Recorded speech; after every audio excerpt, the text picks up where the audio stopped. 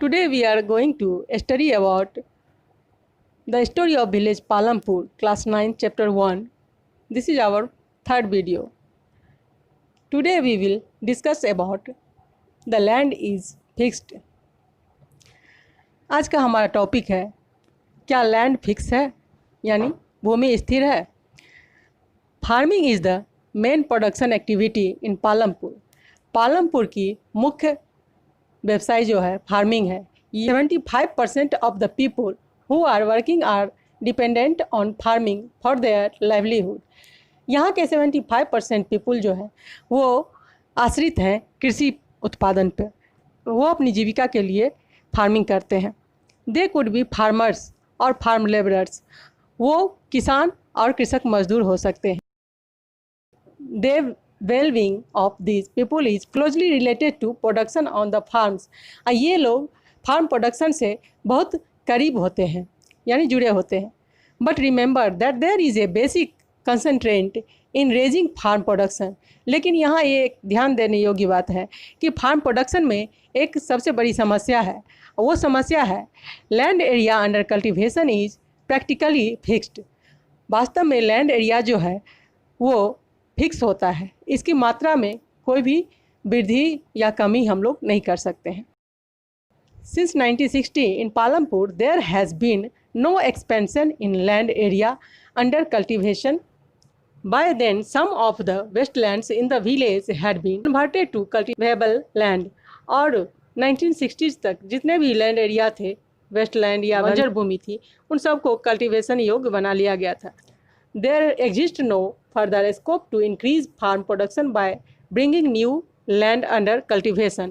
और अब इस लैंड एरिया में या कल्टिवेटेड एरिया में इंक्रीज करने की कोई संभावना नहीं बच गई थी। The standard unit of measuring land in hectare, और भूमि को मापने की सबसे स्टैंडर्ड इकाई जो होती है वो हेक्टेयर होती है। The in the village you may find land area being discussed in local units such as bigha, guntha etcetera. अगर आप लोकल एरिया में जाएंगे या ग्रामीण क्षेत्र में जाएंगे तो आपको वहाँ पर भूमि को मापने की अलग इकाई मिलेगी, जैसे कट्ठा और bigha. 1 hectares equals the area of a square with one side measuring 100 metres. और हेक्टेयर मीन्स होता है क्या कि उसकी एक भुजा जो है कम से कम 100 मीटर्स होनी चाहिए। Can you compare the area A 1 hectare field with the area of your school ground. क्या आप अपने स्कूल ग्राउंड की एरिया को 1 हेक्टेयर भूमि मैदानी एरिया से कंपेयर कर सकते हैं? Is there a way one can grow more from the same land. क्या यह संभव है कि कोई व्यक्ति एक लैंड एरिया में एक से ज़्यादा फसल उगा सके? In the kind of crops grown and facilities available Palampur would resemble a village of the western part of the state of Uttar Pradesh. अब ये जो पालमपुर गांव जो है वो वेस्ट उत्तर प्रदेश के एक आदर्श गांव की झलक प्रस्तुत करता है। All lands is cultivated in Palampur. Palampur की सभी ज़मीनें कल्टिवेटेड हैं। No land is left idle, वहाँ पर कोई भी भूमि बेकार नहीं है। During the rainy season kharif farmers grow jowar and bajra. अब रेनी सीजन में वहाँ के फार्मर्स खरीफ फसल उगाते हैं जिनमें ज्वार और बाजरा मुख्य है।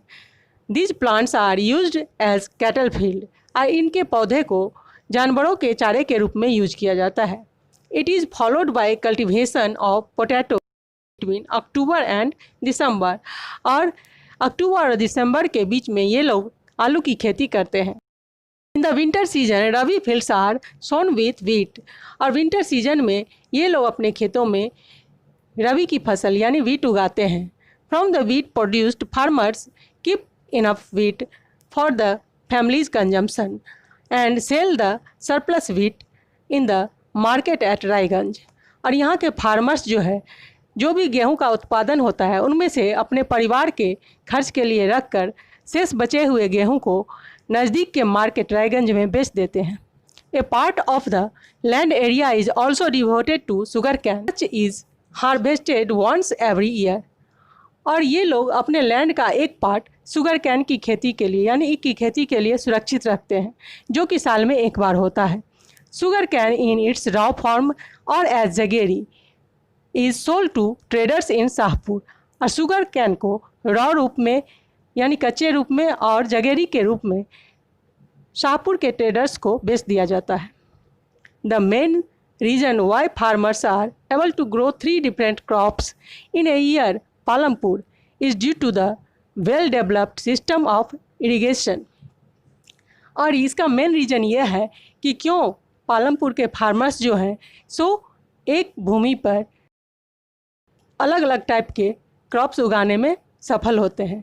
इसका मेन रीज़न है कि पालमपुर जो है वो एक वेल डेवलप्ड इरिगेशन सिस्टम से परिपूर्ण है। Electricity came early to Palampur. बिजली पालमपुर में बहुत पहले ही आ गई थी। Its major impact was to transform the system of irrigation, जिसने वहाँ के सिंचाई व्यवस्था में परिवर्तन ला दिया। Persian wheels were till then used by farmers to draw water from the wells and irrigate small fields। और उससे पहले तक यानी इलेक्ट्रिसिटी के आने से पहले तक वहाँ के फार्मर्स जो थे पर्सियन व्हील की सहायता से कुएं से पानी लेकर अपने फसलों को पटाते थे। People saw that the electric run tubewells could irrigate much land area। अब लोगों ने देखा कि यहाँ बिजली आ गई है और इसकी सहायता से अब ज़्यादा से ज़्यादा भूमि को सिंचित किया जा सकता है यानी इरिगेट किया जा सकता है, वो भी प्रभावपूर्ण तरीके से। The first few tubewells were installed by the government. पहले कुछ गाँवों में गवर्नमेंट के द्वारा ट्यूबवेल्स लगाए गए। Soon however farmers started setting up private tubewells. As a result by mid 1970s the entire cultivated area of 200 hectares was irrigated. शुरू में गवर्नमेंट ने कुछ एरिया में ट्यूबवेल्स लगाए, लेकिन बाद में कुछ फार्मर्स ने अपना प्राइवेट ट्यूबवेल भी लगाना शुरू किया, जिससे कि 1970s तक आते आते लगभग 200 हेक्टेयर एरिया में इलेक्ट्रिसिटी की मदद से इरिगेशन का काम पूरा किया गया। Not all village in India have such high levels of irrigation. India के सभी गाँवों में उच्च सिंचाई व्यवस्था नहीं है। A part of the riverine plains, coastal regions in our country are well irrigated। हमारे देश के नदी मैदान और तटीय भागों में सिंचाई की अच्छी व्यवस्था है। In contrast, plateau regions such as the Deccan Plateau have low levels of irrigation। हमारे देश के पठारी इलाकों में खास करके डेक्कन प्लेट्यू में सिंचाई की बहुत कम व्यवस्था है। Of the total cultivated area in the country, a little less than 40% is irrigated even today। और आज तक हमारे देश में केवल 40% एरिया में ही सिंचाई की व्यवस्था है। In the remaining areas farming is largely dependent on rainfall. और देश के रेस्ट पार्ट में फार्मिंग के लिए आज भी वर्षा के पानी पर निर्भर रहना पड़ता है। To grow more than one crop on a piece land during the years is known as multiple cropping.